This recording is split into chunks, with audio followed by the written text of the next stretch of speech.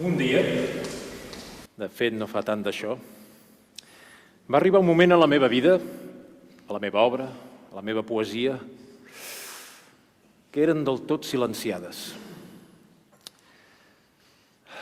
Els meus esforços per redreçar el país, redreçament dels amics de la poesia, la reestructuració dels estudis universitaris catalans i bé, tantes altres coses en les que em vaig prodigar, eren del tot ignorats. Aquesta ignorància va arribar al seu punt àlgid un dia de l'any 1965. En la lectura d'uns poemes meus fets als amics de la UNESCO de Barcelona, només hi assistiren 3 persones. Sí, 3. L'organitzador, la seva muller i bé, i un altre soci de l'entitat. Allò semblava més un dol que no una lectura de poesia. Després, més tard, en tornar a casa tot sol, vaig tenir la impressió que havia assistit als meus propis funerals.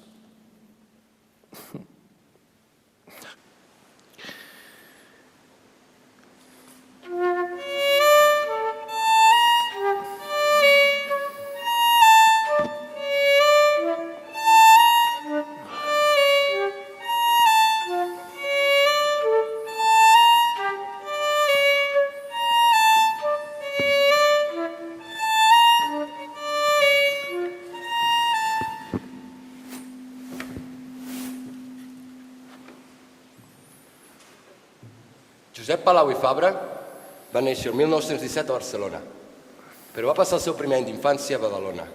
El seu pare era el pintor, decorador i inventor de joguines Josep Palau i Oller. Els internats on va estudiar li van marcar desafavorablement la seva infantesa. Va col·laborar amb la premsa catalana abans del 1936. Als 18 anys va començar a fer crítica literària al diari La Humanitat.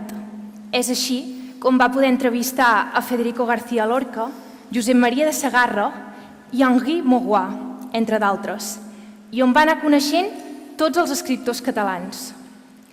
El 1938, amb 21 anys, el mobilitzen al cos de Sanitat del Ministeri de Guerra. Del 1939 al 1943 va cursar els estudis de Filosofia i Lletres. Durant aquest període, el 1942, va organitzar les primeres sessions clandestines a casa seva dels Amics de la Poesia, fundada per Josep Carner el 1921. El 1944 va publicar el seu primer recull de poemes, L'aprenent de poeta, que va impactar per la incorporació de l'erotisme en algunes composicions. Conceptualment era un poeta inconformista, seguidor de la línia poètica de Rimbaud i Artaud. Va ser el creador i l'editor de la revista Poesia entre el 1944 i el 1945, on va lligar la tradició medieval d'Ausiàs March amb la noucentista, amb textos de Carles Riba, Foix, Marià Manent, però alhora de Salvador Espriu i d'autors de la nova generació, com ara Joan Triadú i Rosa Leveroni, entre d'altres. Palau i Fabra va ser també el fundador de la revista Ariel, publicada entre el 1946 i el 1951, i va ser col·laborador de la revista Dau al Set. El 1946 va rebre una beca del govern francès per una estança d'un any a París, que l'any següent li va ser renovada.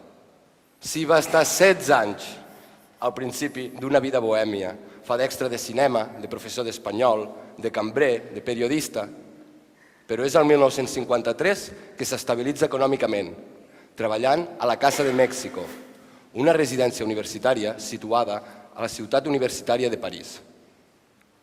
Va ser un període d'aprenentatge i maduresa, que entre altres li va permetre conèixer a Camus, a Octavi Paz, a Artaud i sobretot a Pablo Picasso, al qual retornà a Catalunya el 1961.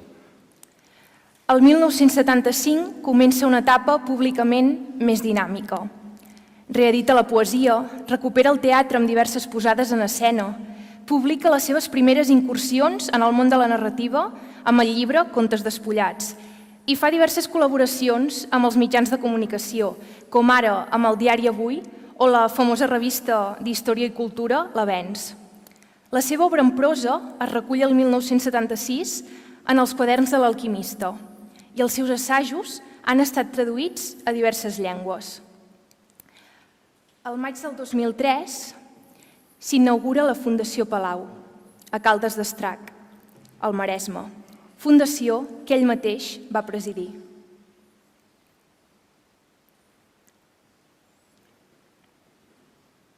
Josep Palau i Fabra va morir el 23 de febrer del 2008 a l'Hospital de Vall d'Hebron a Barcelona, a l'edat de 90 anys, i fou enterrat al cementiri municipal de Caldetes.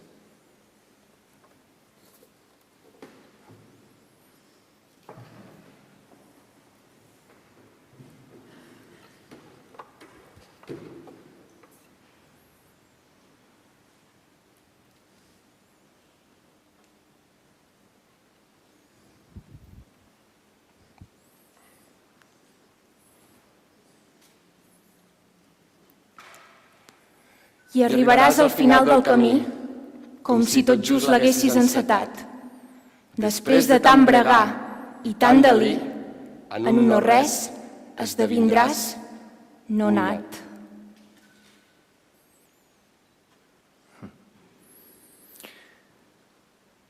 La gent té una imatge deformada de mi. La majoria creuen que vaig escriure uns quants poemes de joventut, que són els poemes de l'Alquimista, i que des de llavors ja sóc un picassià. El meu teatre passa molt desapercebut. I això que, si s'aplegués tot, faria un volum de 300 o 400 pàgines. També tinc els quaderns de l'Alquimista, bé, assajos, articles, traduccions, la majoria de les quals bastant introbables. La meva obra sobre Picasso també es podria reunir. Bé, amb tot això el que vull dir és que amb les meves obres completes crec que rectificarien una mica la imatge que es té de mi i donarien, si més no, una visió més global. Però bé, això encara està pendent. No dec ser home de venda, no dec ser home d'èxit. Què hi farem?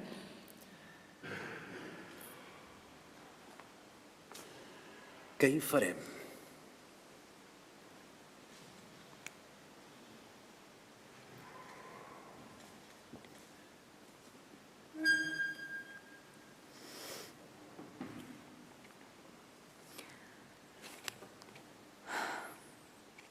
Si t'ho digués, no t'ho creuries.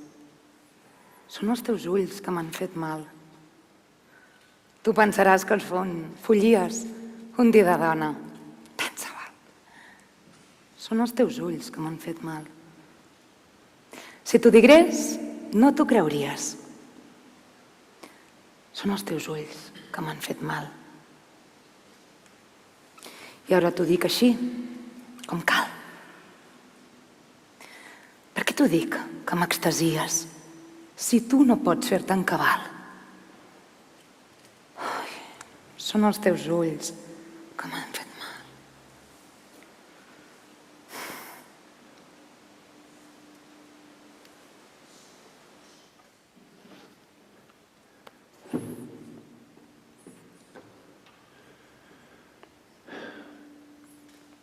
Aquest blau, aquesta mar, com un ull tot mirada, l'hipnòtic blau del mar, traçant-se nu per al combat amb Déu de tu a tu. El mar té llances amagades, exèrcits preparats, fúria de vent a les entranyes. El mar té soledats. El mar és sol, en soledats abruptes com muntanyes, màgic estol de soledats. Orgull del mar, orgull del sol, orgull del vent, orgull de l'orgue prepotent que sona sol distintament. Orgull de l'home, amb el seu dol.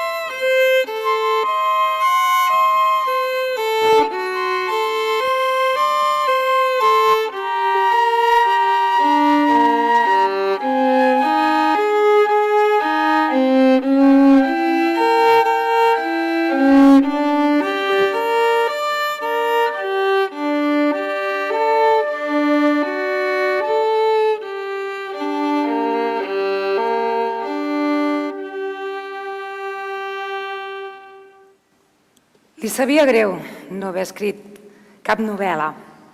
El seu projecte de joventut era escriure de tot. Malgrat l'admiració que sentia per Riba o Manent, els considerava homes limitats. Ell admirava més un home complet, com Segarra. Ell només pensava en escriure novel·la, teatre, assaig. El conte no va venir fins ben entrada una certa normalitat, perquè durant els anys del franquisme ell es va replegar a la poesia, que era la mostra extrema del verb reprimit.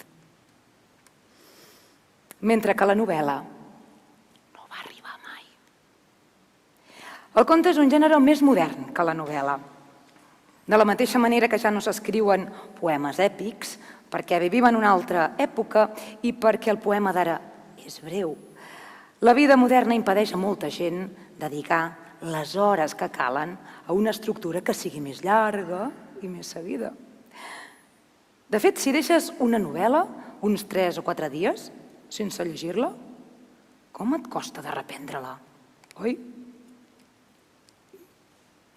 Ell creia que el conte s'adapta millor a la vida moderna, perquè sempre pots trobar un moment adequat per llegir aquell fragment i que realment la unitat no quedi trencada.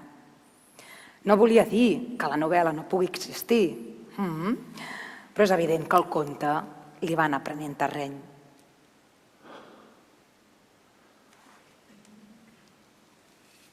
La guerra. Durant el darrer any de la nostra guerra civil i durant l'any que el seguí, em fou impossible escriure cap poesia. No sé què dec aquella xutesa. Dintre dels 1000 processos de mort i de resurrecció que formen la nostra vida, Aquella xutesa era algo desconegut per mi. Però certament hi ha un càstig pitjor que el de la poesia. Sí, és el de tenir ganes de plorar i no poder. Ganes de parlar i no poder.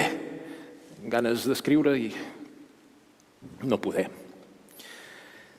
Quin eunuc, pregunto jo, es cova dins nostre quan un desig no es pot acomplir perquè l'òrgan no ha exercit a temps la seva funció. Doncs jo vaig ser aquell eunuc durant 2 anys. Fou l'acció, o el compliment de l'acció, que pel que fa al cas és el mateix, el que va fer que em tornessin les llàgrimes als ulls, la paraula a la boca, el poema, el paper.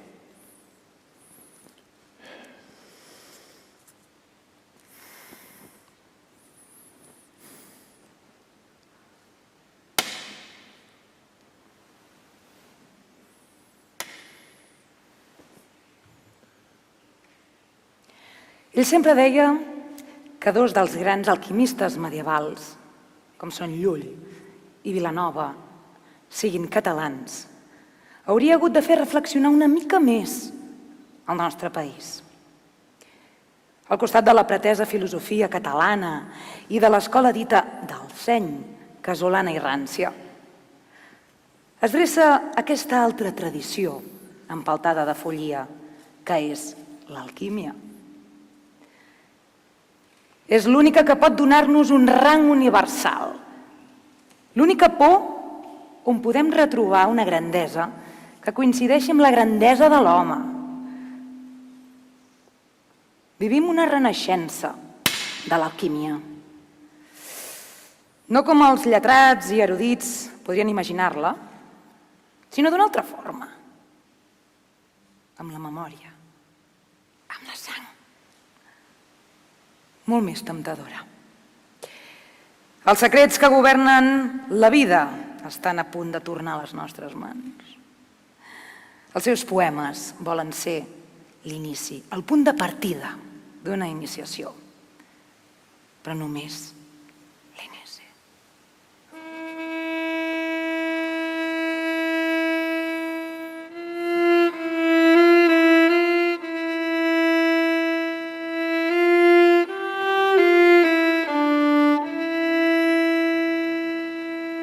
Per mi sabreu el mal.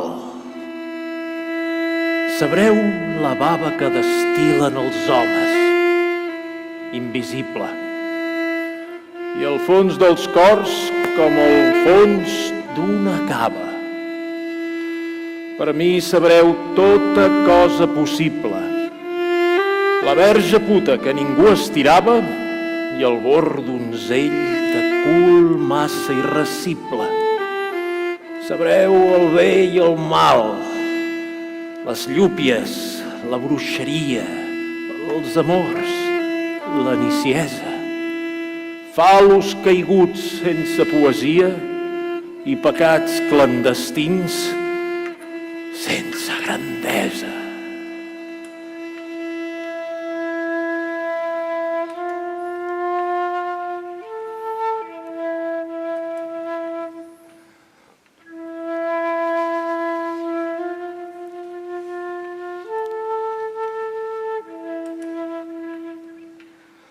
En els cercles concèntrics del teu iris, com en l'aigua agitada per un roc, jo veig la meva imatge entre deliris, segur només d'haver arribat enlloc.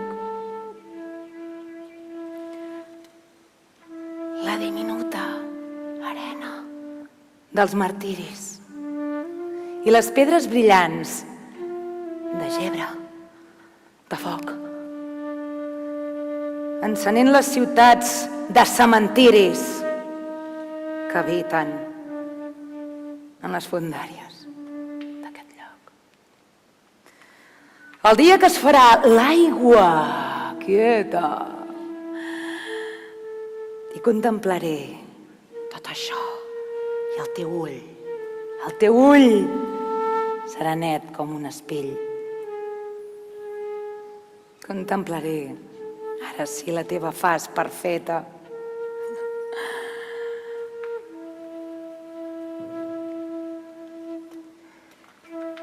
I després del moment del gran perill, amb la boca negada i cap girat, vindré a raure en el teu fons d'eternitat.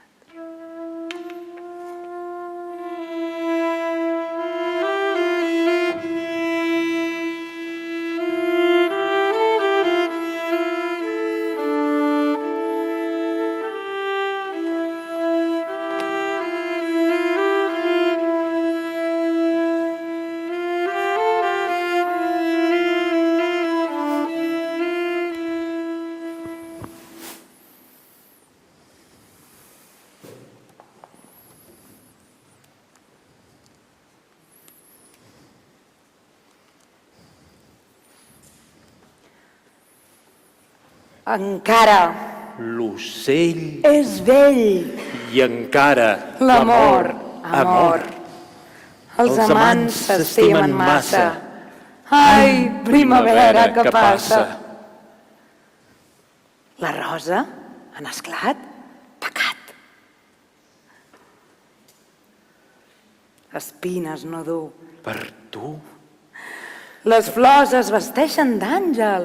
breu és l'avís de l'arcàngel. Les roses dels cels, estels, duen un fibló. Dolor, L'aigua del riu és de plata. lluna sirena d'escata. El cel fa un atur, Atzur. I resta suspès, malmès. Tinc un cor sol i no es cansa. d'amagat. L'hivern L'hivern s'atansa. La mà s'ha marcit al pit. per voler abastar. L'enllà. La noia no és tan esquerpa. El seu cor és nafra oberta. Ai, amor, amor, Ai! l'amor. L'amor, l'amor, amor. Estima'm d'una vegada. La nit és una estimada. Encara l'ocell és vell. I encara l'amor, amor. Els amants s'estimen massa. Ai, primavera que passa.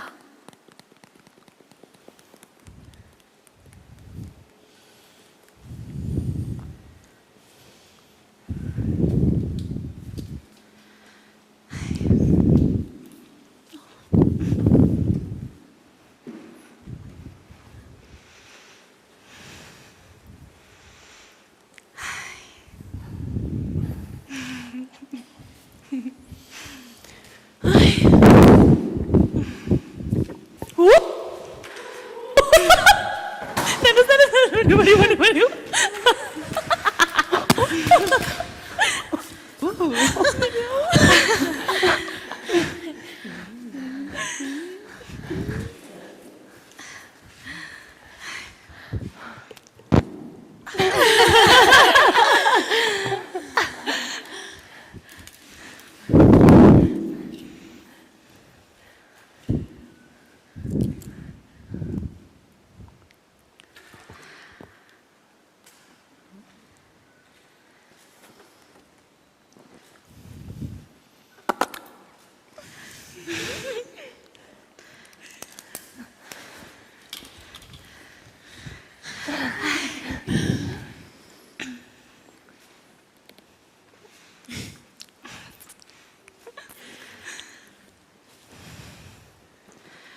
Pels vespres blaus d'estiu aniré pels conreus, picotejant el blat, sollant l'herba manyula. Somniós, sentiré la frescor sota els meus peus i deixaré el lliure vent banyar ma testa nua. I no pensaré en res, i no parlaré per res, més l'amor m'inundarà l'entranya i aniré lluny, ben lluny de mi després, feliç per la natura, com amb una companya. Pels vespres verds i blaus aniré pels conreus, esgarrinxant pels blats i petjant l'herba fresca, i sentiré palpitar la terra sota els peus, com si una dona nua s'oferís a mà destra. Sense parlar, ni pensar, ni enyorar-me de res, l'ample vent omplirà els meus narius i l'entranya. I aniré molt lluny, a llunes de fes, tota sola amb mi mateix, com amb una companya. Pels vespres blaus de verd aniré al groc de l'aire, amb les cames ferides per espigues de blat. I em deixaré anar amb els peus a l'aigua. I em deixaré abraçar com una lleuçament que sementa una flor altiva i solitària. Ai, perdó. Per als vespres blaus i verds, fecundats per llavors que prodigava el vent, aniré sense nord com una arrel d'ensaire muntanya amunt buscant el meu ponent. Vegetal o animal, sense bri de raó, confós amb la natura ardent i solitària, seré el pol·len que du el vent de la tardor, quan la tempesta bruns i s'alça la limària. Sense blaus, sense verds, perdut en mi mateix, conqueriré l'altura que el sol llaura. Sense fred, sense vent, madura d'un sol beix, l'antiga terra encara trepitja Minotaure. Si la font ni la flor no troben la paraula, la pedra la dirà com el meu front. En el desig del vent se'n va la vella faula. El front, la pedra, oxeixen. Resta el desig pregón.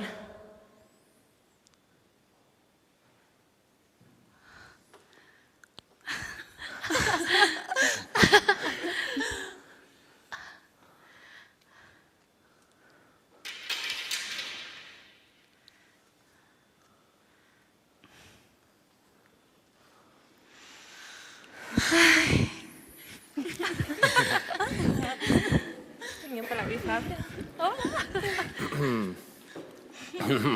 Ui. Ui, que bonic. Talment com les senyoretes d'Avinyó. La dimensió de poeta és sempre amb mi. Fins i tot quan faig d'assagista i parlo de Picasso. Jean Paulhan, al seu llibre Le Fleur de Tarbes, parla d'un jardí on estava prohibit entrar-hi amb flors. Bé, això es feia perquè la gent no robés les flors i digués que ja les portaven a entrar. Sí. Bé, ell era molt llest i això ho feia anar per dir que la poesia no es va buscar. No. La poesia es troba, ja és a dins. De fet, al poeta la poesia ja li sortirà. No l'ha d'anar a buscar, ja li surt. Tracti del que tracti. És en aquest sentit que crec que els meus poemes, que tota la meva prosa està tacada per la poesia. Sí, de fet, jo diria que un prosista, per bo que sigui, mai pot arribar a ser poeta. Bé, crec jo.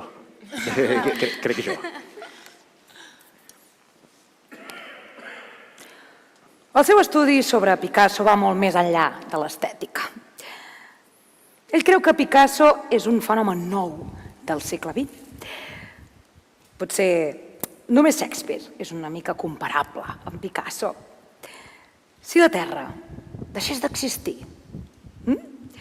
i algú s'ho mirés des d'un altre planeta, trobaria un exemple gràfic, oi?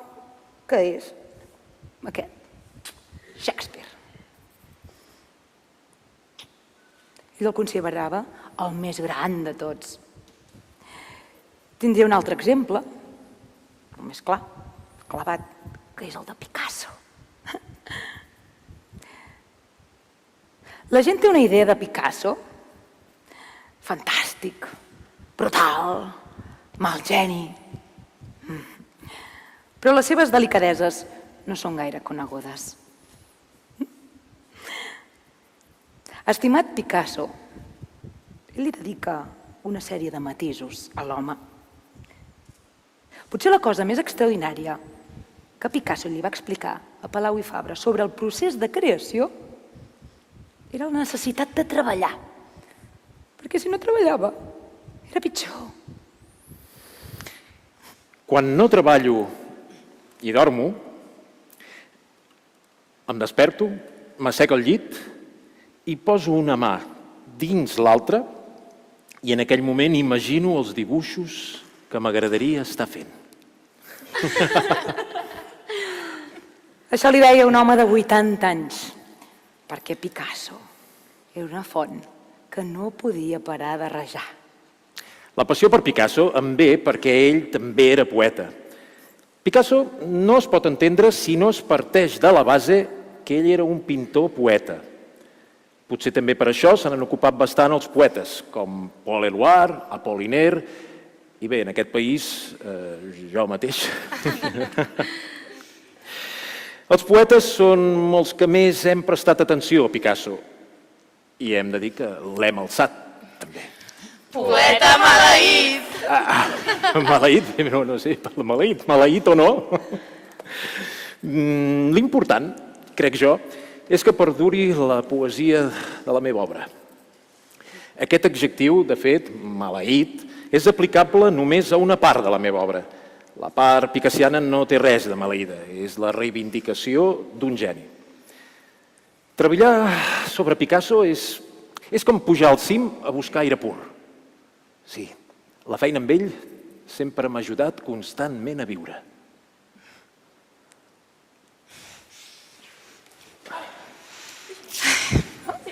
Dóna'm això. Vinga, va.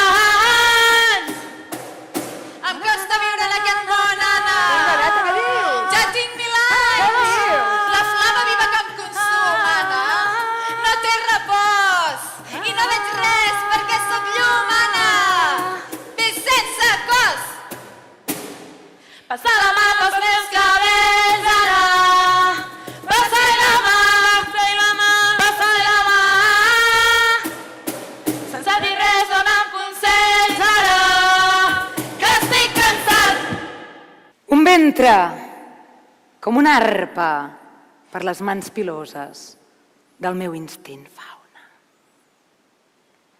Els meus dits són com 10 sexes que fan vibrar les cordes recòndites dels cossos i fer vibrar les anques.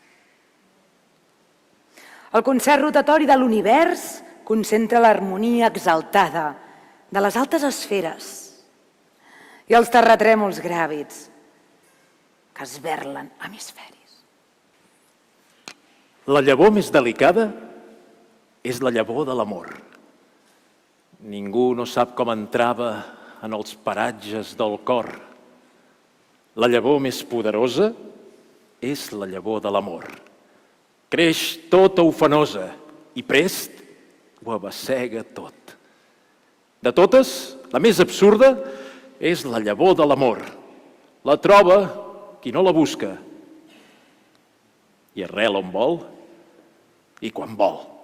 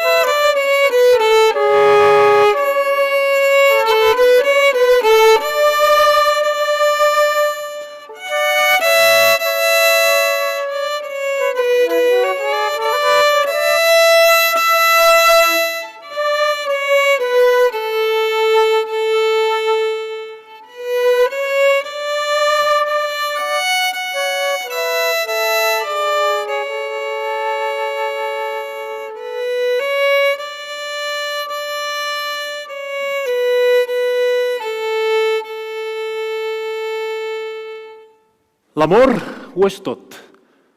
És la cosa més central de l'existència. Sense amor no hi ha res. Això que acabo de dir és el principi d'un text que vaig escriure ara ja fa uns anys.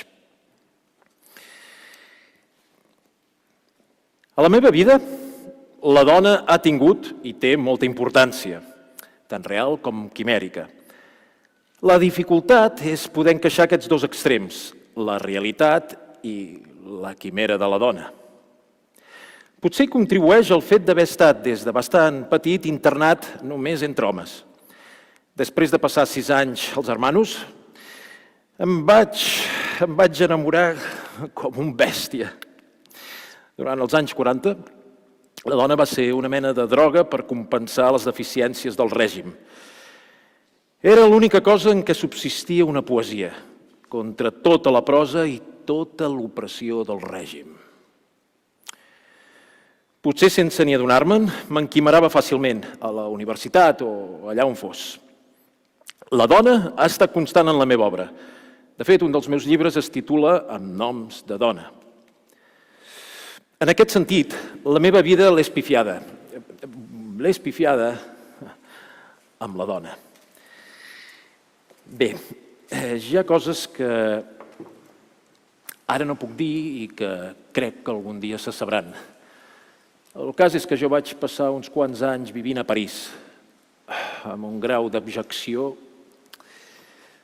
considerable. Sentir-se enamorat no fa escriure bé, no, almenys a mi. Perquè penso que escrius bé quan objectives una mica la cosa. Quan he estat enamorat, és veritat, no he escrit res de bo. Perquè l'amor et fa perdre una mica l'oremus. Sempre he estat sol, molt sol, per A o per B. A, perquè he estat fill únic. B, perquè només en néixer em van portar a Badalona amb una dida i no em va alletar la meva mare. Potser això sembla un destí ja de soledat, que no és volgut, I, de fet, no és autocomplaença, no. Però com més gran et vas fent, realment aquesta crosta es va fent més i més espessa, més i més forta. I realment travessar-la és molt difícil.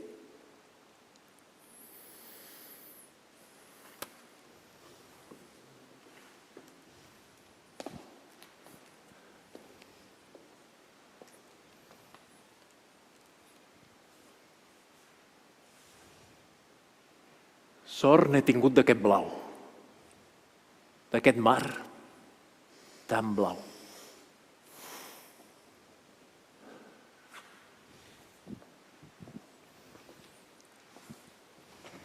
El blau va néixer en el mar per inundar-nos. Inundar la cambra.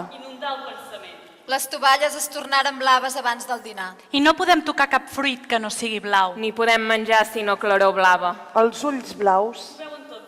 I els ulls verds? Tot verd? I els negres? Tot negre.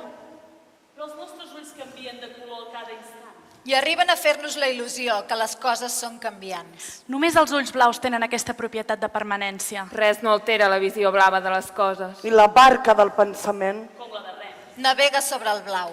El blau tenyeix. Destanyeix. sincronitza amb el temps. Hores blaves. Músiques blaves. El blau és sempre musical. Des de l'ultramarí fins a l'atzur transparent. Hi ha morts blaus també. Són els que ens mantenen purs. Quan els amants naveguen l'un dins l'altre, ulls endins.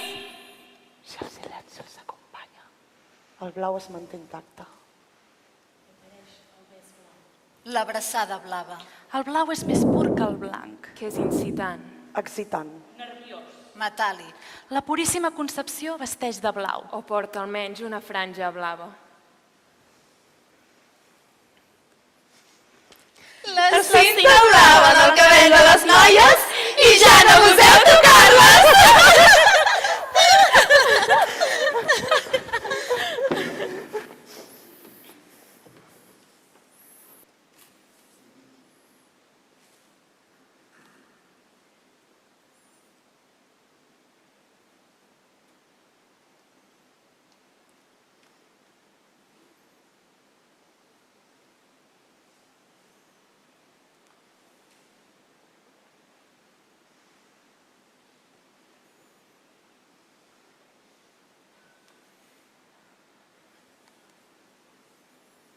La flor de la teva galta busca la llum del matí.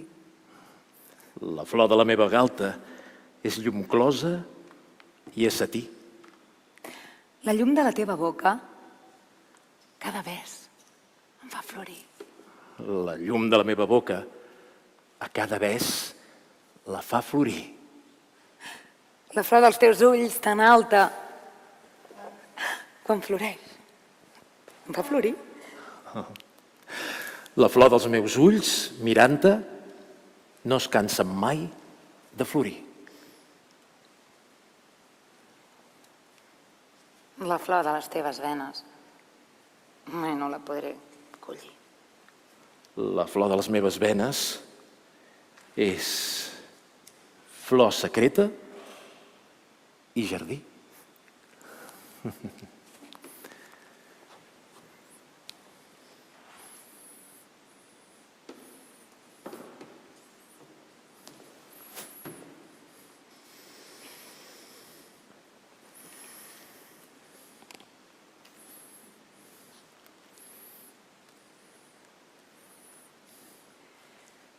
I és així. A partir dels 80 anys han anat arribant tots els homenatges. Comença a sentir-se menys marginat. De la seva generació és el més divers. És poeta, és dramaturg, és narrador, ho és tot. Assagista, picassià. De jove s'estranyava que homes, per exemple, com en Riba, no escrivissin teatre. Li semblava que podia fer-ho. Per què no? És capaç. Si vols, pots. Però no. Riba no era dramaturg. Se li feia molt estrany, el poeta que només feia poemes. En aquest sentit, potser es sentia més a la vora de Segarra. Més a la vora de Segarra que de ningú. Perquè és que estem parlant de Segarra. I Segarra era l'artista total. Quan me'n vaig anar del país, la meva idea era no tornar mai més. La causa del franquisme i la causa dels catalans. És la veritat. Em sentia molt poc estimat. Bé, de fet no soc gens pessimista, però ja he patit prou desgràcies. Si fos pessimista, no seria on soc. M'haurien esgarriat als 40 anys, o potser abans. De fet, sempre m'he sapigut sobreposar els cops. I això que n'he rebut de molt forts. De molt forts. Els catalans hauríem de tenir present que les lluites no són mai inútils. Quan ell tenia 18 anys, li van quedar molt gravades unes paraules d'Andreu Nin a l'obra Inútil combat, de Sebastià Joan Arbó. Nin va dir que prohibiria aquest llibre només pel títol, perquè no era i no hi hauria i no hi haurà cap combat inútil. Aleshores va trobar ell que era una afirmació bastant exagerada, però aquesta lliçó li va quedar tan gravada, sempre l'ha tinguda present. I és ben cert, pensem-hi, no hi ha combats inútils.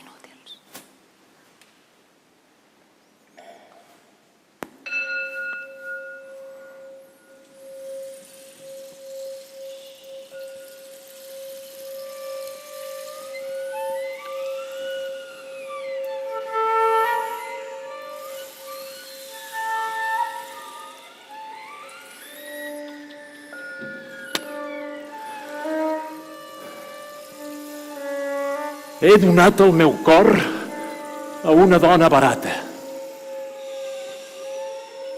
Se'm podrien les mans. Qui l'hauria volgut? En unes escombraries, una vella sabata fa el mateix goig i sembla un tresor mig perdut. Totes les noies fines que ronden a ma vora no han tingut la virtut de donar-me el consol que dona una abraçada. Puix que l'home no plora pels ulls, plora pel sexe. I és amarg plorar sol. Vull que ho sàpiguen bé les parentes i amigues. En Josep Palau no és àngel ni és infant model. Si de mi volien una imatge bonica, ara jo els n'ofereixo una de ben fidel. Ja n'hi ha prou de mascarades a la vida. Ja n'he fet prou. Ja n'he fet prou. Com que us angonieja que us mostri la ferida, encara jo deixo les sabates en els fems.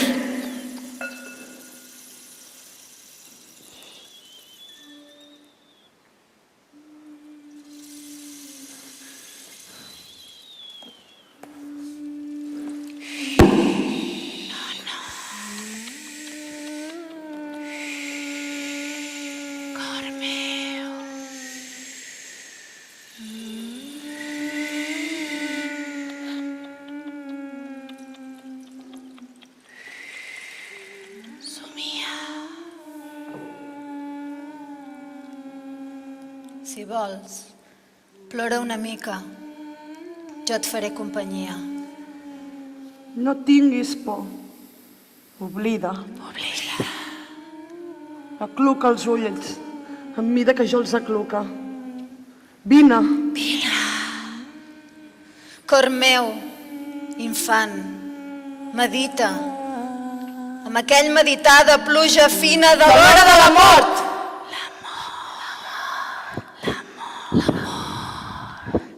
La son et crida. Vine.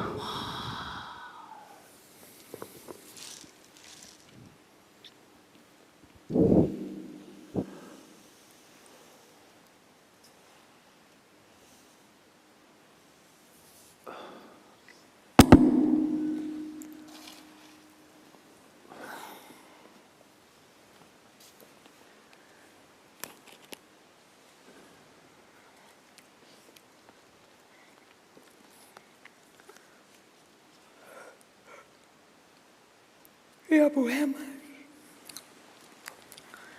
poemes d'hivern. Hi ha poemes d'estiu. La raó no és gens superficial. L'experiència òrfica de la poesia és profunda, com la naturalesa mateixa. En la moderna poesia francesa és fàcilment destriable l'estació de cada poeta. Rimbaud és primavera. Verlaine és tardor. I l'hivern és Baudelaire. L'hivern s'identifica amb la nit. Les tenebres serveixen per embolcallar-lo. Durant l'estiu, la llum ens fa sortir fora, oi? Fora de casa, fora de nosaltres mateixos, fora de la casa que som nosaltres mateixos. És així. L'home no viu en un medi on hi hagi un hivern i un estiu, on sigui de nit o de dia. No. L'home és hivern, i és estiu, i és nit, i és dia. Gairebé tots els poemes d'ell, cantats, han estat compostos durant la primavera o durant l'estiu, mentre que tots els poemes, sords o secrets, han estat escrits durant l'hivern o la tardor, però sempre de nit.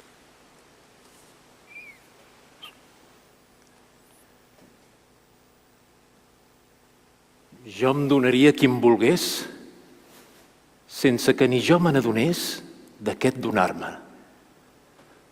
Com si ho fes un jo de mi que m'ignorés.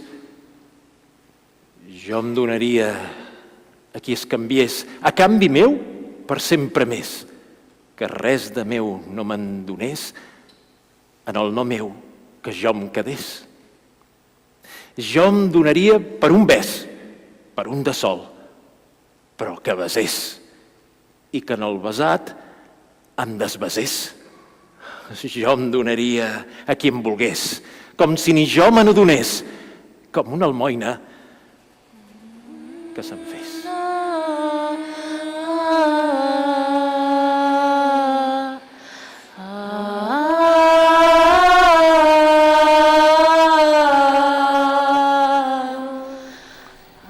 No crec en tu, Senyor, però tinc tanta necessitat de creure en tu que sovint parlo d'esticis.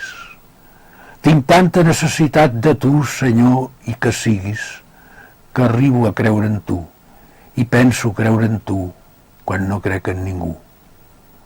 Però després em desperto, o em sembla que em desperto, i m'avergonyeixo de la meva feblesa i et detesto, i parlo contra tu que no ets ningú, i parlo mal de tu com si fossis algú.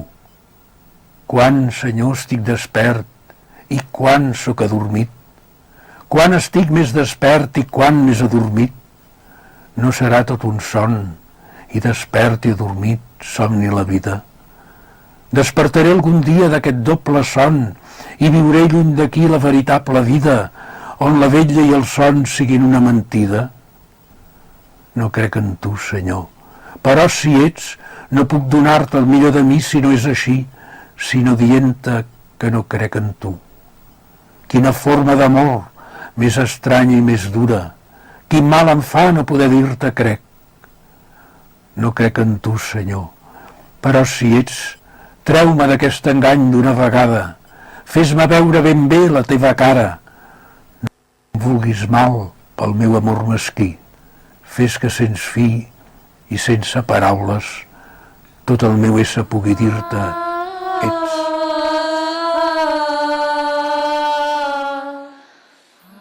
Fins avui, la meva poesia i jo hem estat inseparables. Com ho són el curiós conjunt que formen home i barca, i del qual ningú sabria dir qui dels dos du aquí. Amb tot, ens hem ajudat l'un a l'altre fins al llindar de la meva vida. I amb tot, m'ha donat temps per proveir-me d'uns rems preciosos de plata que m'han fet insubmergible en la tempesta. i que me n'ha ajudat a arribar a bon port. Fins i tot el port més desert del món.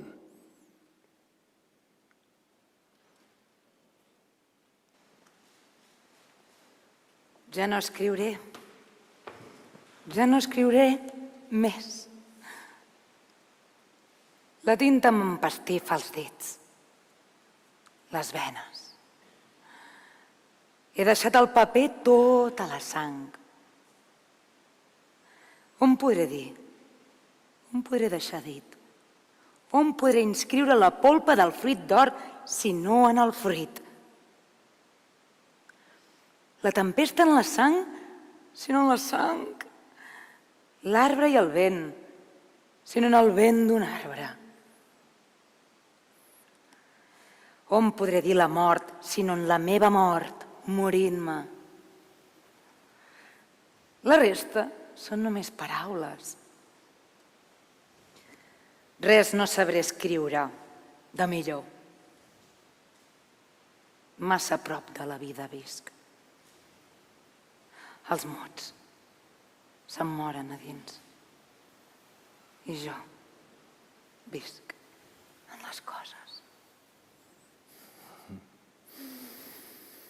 Des d'aquest punt, refaig el camí dalt de la barca, amb un rem a l'espatlla. I des d'aquí mateix us faig de nou la pregunta. Qui dels dos du aquí?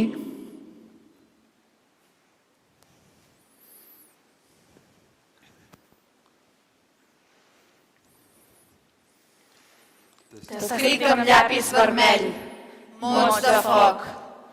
Parlo del bes i ja és besar-te un poc. T'escric amb llapis vermell, mots de foc. Parlo del bes i ja és besar-te un poc. T'escric amb llapis vermell, mots de foc. Parlo del bes i ja és besar-te un poc.